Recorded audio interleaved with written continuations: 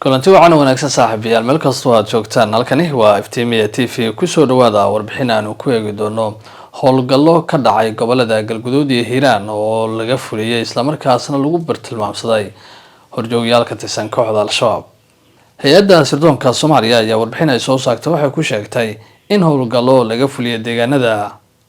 gobolka Galgaduud iyo Hiiraan hoos yimaada isla markaasna lagu bartilmaamsaday xubno ka tirsan kooxda Al-Shabaab.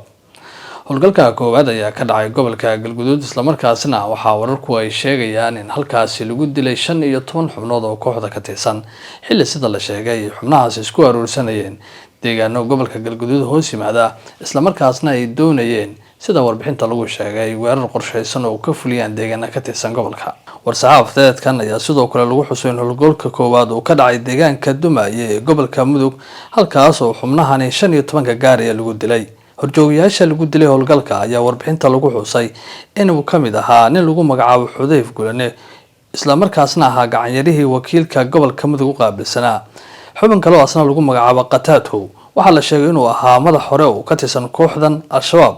xubinka kale ayaa lagu magacaabo Cabdiraxmaan Garweyne oo asna sida la sheegay u qaabilsanaa deegaanka Jawle kooxdan isla